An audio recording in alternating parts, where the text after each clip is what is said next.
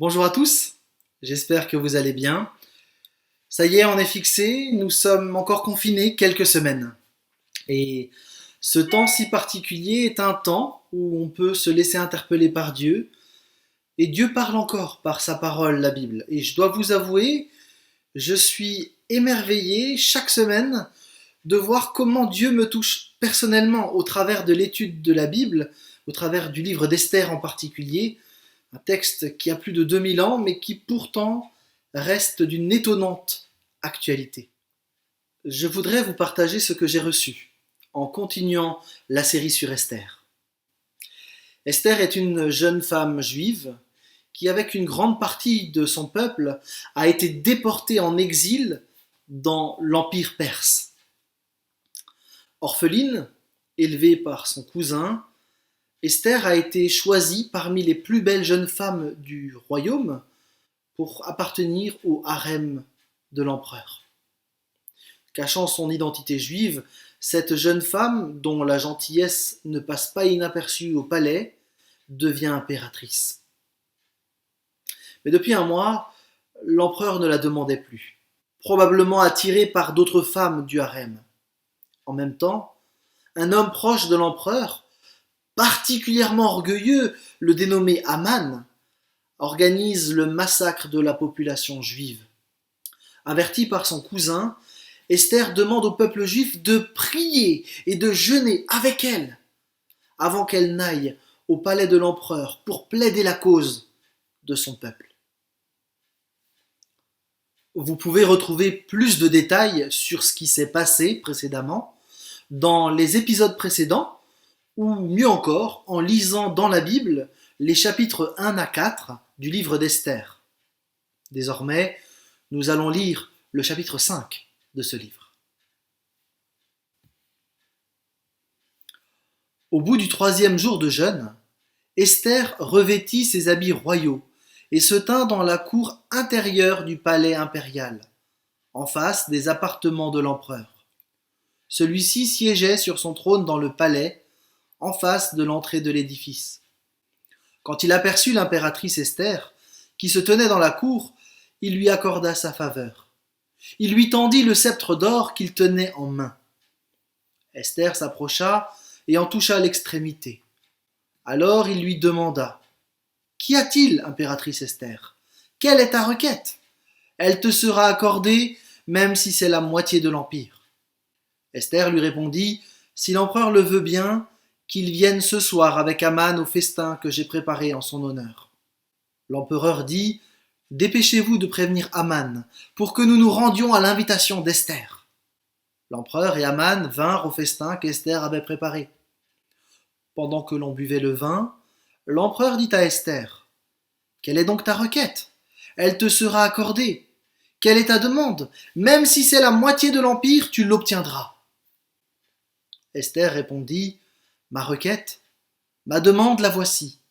Si l'empereur veut m'accorder sa faveur, et s'il veut bien accéder à ma requête et répondre à ma demande, que l'empereur vienne avec Aman au festin que je leur prépare demain.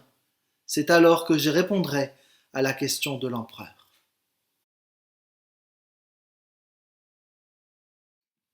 Après 3 jours de jeûne et de prière, Esther fait la démarche demandée par son cousin. Elle s'approche de l'empereur au péril de sa vie.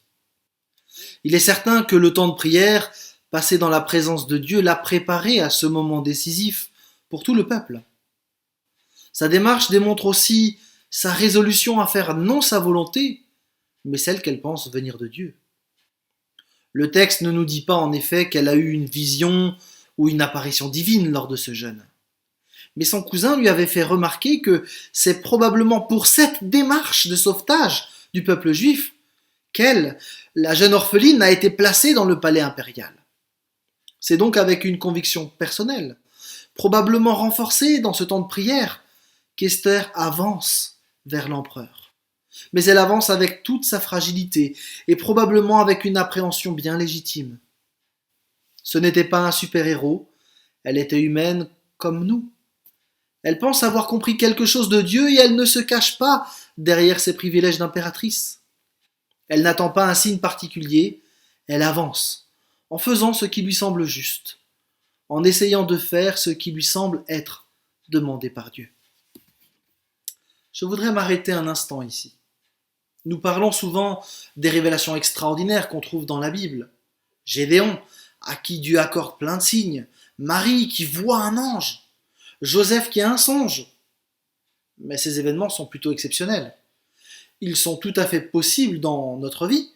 En même temps, je crois aussi qu'en règle générale, Dieu nous parle d'abord par des convictions personnelles et il nous invite, face à une situation particulière, à faire ce qui est juste, sans pour autant avoir de révélation ou de songe. Nous sommes appelés d'abord à aimer et faire ce qui est juste, parce que notre Dieu est bon et juste. Esther nous donne ici l'exemple de quelqu'un qui aime Dieu et qui avance sans certitude absolue, mais qui le fait avec conviction. Dans notre situation de confinement, avec ce qu'il implique, dans les changements dans notre manière de vivre le quotidien, il ne faut probablement pas attendre la visite d'un ange ou de recevoir des songes pour se mettre à réfléchir à la manière dont Dieu aimerait que nous vivions les choses. Nous pouvons nous mettre en prière et laisser le Seigneur nous interpeller par des convictions et puis ensuite les mettre en œuvre. Dieu nous appelle peut-être particulièrement à proposer une aide à quelqu'un, peut-être à écrire, peut-être à envoyer un colis ou à faire un virement bancaire à une personne qui est particulièrement dans le besoin. Nous pouvons avoir des convictions qui ne sont pas des certitudes, mais nous pouvons les placer devant Dieu, dans la prière, et les vivre ensuite. C'est ce qu'Esther a fait ce jour-là. Il lui semble que sa démarche est juste, et après 3 jours de prière, elle avance. Elle se présente devant Xerxès sans y avoir été conviée. Le texte donne plusieurs précisions intéressantes et importantes qu'il nous faut remarquer. D'abord, elle a mis ses habits royaux, au verset 1. À l'inverse de Mardochée qui montrait son deuil et son désespoir, Esther opte pour une autre stratégie. Si elle était venue habillée de toile de sac, elle aurait montré sa tristesse et son deuil. Mais il était interdit de se présenter mal habillée devant l'empereur. Bien s'habiller était donc une marque de respect et de soumission à l'empereur. Malgré sa tristesse, et même si la mort l'attend, elle reste respectueuse. Dans le même ordre d'idées, il faut réaliser qu'Esther ne parle pas tout de suite du problème. Ce n'est pas la peur qui l'anime, mais la sagesse. En effet, à ce moment précis, le roi est entouré de sujets, dans une audience publique. Et si Esther parle de sa situation et de celle de son peuple, elle mettra l'empereur en difficulté. En effet, le roi a donné son sceau à Aman pour qu'il publie l'édit, mais l'empereur n'a pas été très regardant sur cette affaire. Ce serait presque un blâme public, un affront, un déshonneur de révéler au grand jour son peu de maîtrise des événements. De plus, si Esther révèle son origine juive, elle mettra l'empereur en difficulté. Dans un contexte antisémite, l'empereur se trouverait surpris de découvrir en public qu'il a épousé une femme d'une nation dont il a décidé la mort. Là encore, il serait pris à défaut. Probablement que dans cette situation, pour ne pas perdre la face, il aurait demandé l'exécution directe d'Esther. Mais il aurait perdu de toute manière toute crédibilité là encore. Esther agit donc avec beaucoup de finesse et de discernement. Esther ne parle pas du problème de son peuple, mais elle choisit donc d'inviter le roi et Aman chez elle et se place non pas en victime, mais en actrice, et même en impératrice. Et considérez la grande classe d'Esther aux yeux du public. Elle risque sa vie parce qu'elle veut voir l'empereur manger avec elle. Elle lui a préparé un festin et elle risque sa vie pour l'inviter. Là, aux yeux de toute la population présente, l'empereur est honoré, car sa femme risque sa vie pour passer du temps sa glorieuse présence. Avec beaucoup de sagesse, Esther honore celui qui a permis le massacre de sa nation, de sa famille, et qui a fait peu de cas de sa vie. Nous devons là encore nous arrêter et considérer cet exemple. Faire confiance à Dieu n'exclut pas d'avoir de la sagesse et du discernement. Bien au contraire. Dans ces temps de confinement, Usons-nous de discernement face aux informations qui affluent par les réseaux sociaux? Sommes-nous les relais des fake news, des théories complotistes?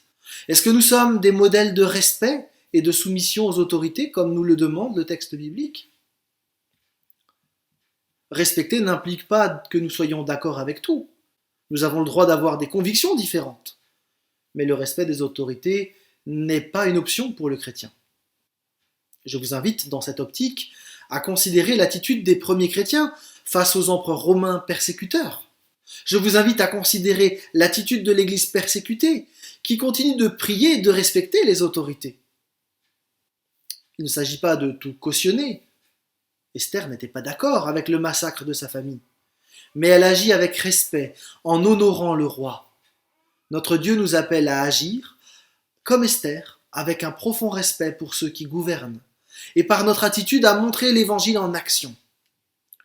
Ne soyons pas connus pour notre haine, nos discours complotistes, une certaine victimisation malsaine, mais soyons connus pour notre amour, pour notre zèle dans la prière et pour notre sagesse bienveillante.